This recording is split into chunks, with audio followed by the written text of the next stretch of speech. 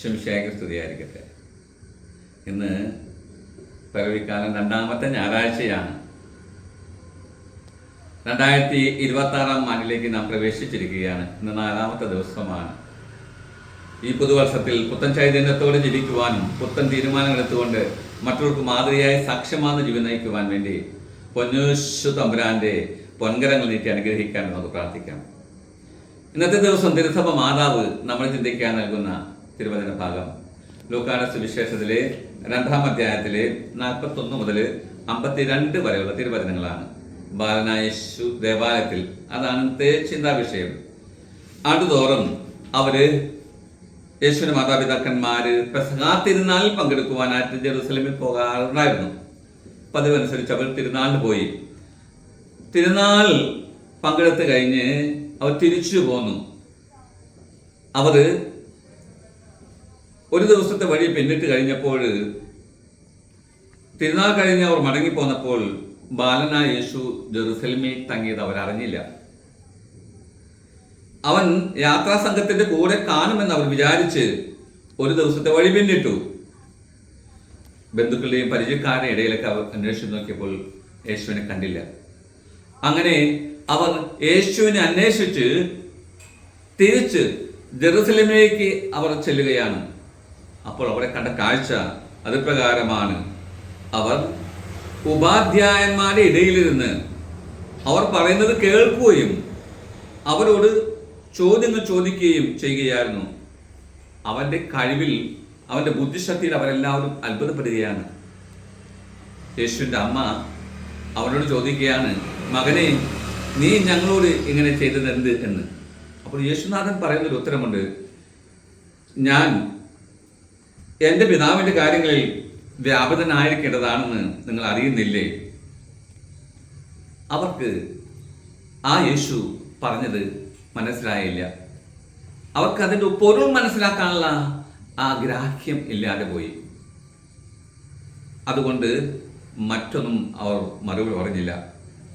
അവൻ അവരോടുകൂടെ പോയി നസ്രത്തിൽ ചെന്ന് അവർക്ക് വിധേയനായി ജീവിച്ചു എന്നാണ് പറയുക. അമ്മ ഇക്കാര്യങ്ങളെല്ലാം ഹൃദയം സംഗ്രഹിച്ചു വെച്ചു. പ്രിയമുള്ളവരെ, നമ്മുടെ ചിന്താവിഷയം ഇതാണ്. നമ്മുടെ മക്കൾ ദേവാലയത്തിലേക്ക് നാം കൊണ്ടുപോകും, പെരുന്നാളിന് കൊണ്ടുപോകും, തിരുനാളിൽ പങ്കെടുപ്പിക്കും, മറ്റു പല സ്ഥലങ്ങളും കൊണ്ടുപോകും. ഒരു പക്ഷേ നമ്മുടെ മക്കളെ ഇന്ന് കാലത്ത് കാണാതെ ആയാൽ നാം എവിടെയാണ് അന്വേഷിച്ച് ചെല്ലുക? നമ്മുടെ മക്കളെ കാണാതായാൽ നാം എവിടെയാണ് അന്വേഷിക്കുക? ഒരു പക്ഷേ ഐസ്ക്രീം പാർലറിൽ കൊണ്ടുവരും, അല്ലെങ്കിൽ വല്ല മിഠായി തെരുവുകളിൽ പോകേണ്ടി വരും, അല്ലെങ്കിൽ ബലൂൺ പീപ്പി മറ്റു സാധനങ്ങളൊക്കെ വിൽക്കുകയും അല്ലെങ്കിൽ കളിക്കുകയും ചെയ്യുന്ന ആ സ്ഥലത്ത് പോകേണ്ടി വരും, അല്ലെങ്കിൽ കമ്പ്യൂട്ടർ മൊബൈൽ സെന്ററിൽ ഇന്ന് കാണുന്ന ഏറ്റവും നല്ല മൊബൈൽ ഏതൊക്കെയാണെന്ന് അറിയാൻ വേണ്ടി കൊച്ചുമക്കൾ ഓടി നടക്കുകയായിരിക്കും. കഴിഞ്ഞ ദിവസം ഒരു കുട്ടി പറഞ്ഞ് ഞാൻ ഓർക്കുകയാണ്, ഒരു 5ാം ക്ലാസ്സിൽ പഠിക്കുന്ന കുട്ടി ഗൂഗിൾ പേയിലേക്ക് ചെയ്താൽ മതി എന്ന്, എൻ്റെ ഗൂഗിൾ പേയിലേക്ക് ചെയ്താൽ മതി കൂട്ടുകാരാ പൈസ എന്ന്. നമ്മൾ അതിശയപ്പെട്ടു പോയി. ഗൂഗിൾ പേ, കൊച്ചുമകൻ അത്രമാത്രം വളർന്നു കഴിഞ്ഞു. മക്കളൊക്കെ നാം കേട്ടിട്ടുണ്ട്, ചുട്ടയിലെ ശീലം ചുടലവരെ എന്ന്. ചുട്ടയിലെ ശീലം ചുടലവരെ, ചെറുപ്പകാലങ്ങളിൽ ശീലം മറക്കുമോ മനുഷ്യരുള്ള കാലമെന്ന്. അതായത് ചെറുപ്പത്തിൽ നേടിയെടുത്ത കാര്യങ്ങളൊന്നും നാം മറക്കുകയില്ല എന്ന്. ചെറുപ്പത്തിൽ നാം പഠിപ്പിച്ചു കൊടുത്ത കാര്യങ്ങൾ നമ്മുടെ മക്കൾ മറക്കുകയില്ല. ചെറുപ്പത്തിൽ പഠിപ്പിച്ചു കൊടുക്കണം. അതുകൊണ്ടാണല്ലോ നാം ഒരു പാഠ്യപ്രകാരം കേട്ടിട്ടുണ്ട്, അമ്മ മടിയിൽ ഇരുത്തി വിരലാൽ കുരിശു വരപ്പിച്ച സന്ധികളും ഇളം മുട്ടിൽ കൈകൾ കുത്തി ഈശോയ്ക്ക് ഉമ്മ കൊടുത്തതും ഇന്നും എന്റെ ഓർമ്മയിൽ വീണ്ടും തെളിയുന്നു. തിരിച്ചു നടക്കാനായി കൊതിക്കുന്നു എന്ന്. അത് തിരിച്ചു നടക്കാൻ. കാരണം അമ്മ ചെറുപ്പത്തിലെ കുഞ്ഞായിരിക്കുമ്പോൾ തന്നെ മടിയിൽ ഇരുത്തി വിരലാൽ കുരിശൊക്കെ വരപ്പിച്ച് ആ കൊച്ചിനെ പഠിപ്പിച്ചു. ഒത്തിരിയേറെ നല്ല അറിവ് ആത്മീയമായിട്ട് പറഞ്ഞു കൊടുത്തു. ഇന്ന് പല ദൈവവിളികളും നാം എടുത്താൽ, ഒരുപക്ഷെ നമ്മുടെ രൂപതയിൽ 8 പേരാണ് ഈ ഒരു വർഷം പട്ടം കിട്ടിയത്. നമ്മുടെ ഈ രൂപത മുഴുവനും, ഇരിഞ്ഞാലക്കുട രൂപത മുഴുവൻ എടുത്താൽ 25 പേരോളം വൈദികരായി. ഇരിഞ്ഞാലക്കുട രൂപതയ്ക്ക് തന്നെ 8 പേര് വൈദികരായി. പ്രിയമുള്ളവരെ, മാതാപിതാക്കന്മാർ പഠിപ്പിച്ചു വളർത്തിയതാണ്.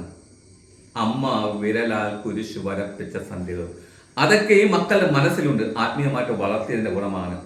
അങ്ങനെ ദൈവ ശുശ്രൂഷയ്ക്ക് വേണ്ടി വിളിക്കപ്പെട്ടവരാണ് ഇവരെല്ലാവരും. നമുക്കും നമ്മുടെ ജീവിതത്തിൽ നല്ല മാതൃക കാണിച്ചു കൊടുത്തിട്ട് മാതാപിതാക്കന്മാരായി ജീവിക്കാൻ ശ്രമിക്കാം. കഴിഞ്ഞ ദിവസം ഞാൻ ഓർക്കുകയാണ്, ഞാൻ നടക്കാൻ പോകുമ്പോൾ 2 അൾത്താര കുട്ടികളുടെ അമ്മയെ കണ്ട് അവരോട് ഞാൻ ചോദിച്ചു, ഈ ദിവസങ്ങളിൽ നിങ്ങളുടെ കുട്ടികളൊന്നും അൾത്താരയിൽ കാണുന്നില്ലല്ലോ. അപ്പൊ അടുത്തുള്ള ചേച്ചി അത് കേട്ടുകൊണ്ട് പറയാണ്, അച്ഛാ, ആ കുട്ടികളുടെ അമ്മയോടൊന്ന് പറയും എല്ലാ ദിവസവും പള്ളിയിൽ വരാൻ. ആ കുട്ടികളുടെ അമ്മയോടൊന്ന് പറയും എല്ലാ ദിവസവും പള്ളിയിൽ വരാനായിട്ട്. പ്രിയമുള്ളവരെ, അമ്മ കാണിച്ചു കൊടുക്കണം നല്ല മാതൃക. ആ മാതൃക കാണിച്ചു കൊടുത്താൽ മോനെ നീ പോകൂ എന്ന് പറഞ്ഞാൽ പോകില്ല. നമുക്ക് ഒന്നിച്ചു പോകാം എന്ന് പറഞ്ഞാൽ ആ കുട്ടികൾ വളർത്തുകയാണ്. അങ്ങനെ നല്ല മാതൃകകൾ നൽകി നമ്മുടെ കുഞ്ഞുങ്ങളെ വളർത്തണം. മുഴുവൻ സമയവും മാതാപിതാക്കന്മാർ, അമ്മ മൊബൈലിന്റെ മുമ്പിൽ അല്ലെങ്കിൽ അപ്പച്ചൻ മൊബൈലിന്റെ മുമ്പിൽ ഇരുന്ന് കഴിഞ്ഞാൽ കൊച്ചുമക്കളും അപ്രകാരം തന്നെ മൊബൈലിന്റെ മുമ്പിൽ തന്നെ ഇരിക്കുകയുള്ളൂ. പ്രിയമുള്ളവരെ, അമ്മയ്ക്ക് വേണ്ടാത്തത് അപ്പച്ചന് വേണ്ടാത്തത് കുഞ്ഞുങ്ങൾക്ക് വേണ്ടാവും. അമ്മയ്ക്ക് വേണോ അപ്പച്ചന് വേണോ മക്കൾക്ക് വേണം. അതുകൊണ്ട് നല്ല മാതൃക കാണിച്ചു കൊടുത്തുകൊണ്ട് നമ്മുടെ കുഞ്ഞുങ്ങളെ വളർത്താനായിട്ട് ശ്രമിക്കാം. അപ്പോൾ അവർ ദൈവത്തിന് പ്രീതികരമായ ജീവിതം നയിക്കും. നഷ്ടപ്പെട്ടു പോവുകയില്ല നമ്മുടെ മക്കൾ. അതുകൊണ്ട് നമുക്ക് നമ്മുടെ പ്രിയപ്പെട്ട മക്കളെ പുണ്യത്തിൽ വളർത്തുവാൻ, ആത്മീയ കാര്യങ്ങളിൽ വളർത്തുവാൻ വേണ്ടി പ്രത്യേകമായിട്ട് നല്ല മാതൃക നൽകി ജീവിക്കുന്നവരാകാൻ വേണ്ട കൃപയ്ക്ക് വേണ്ടി യേശുദാസനോട് പ്രാർത്ഥിക്കാം. യേശുനാഥൻ നമ്മെല്ലാവരെയും ആശീർവദിക്കട്ടെ, അനുഗ്രഹിക്കട്ടെ. ആമേൻ.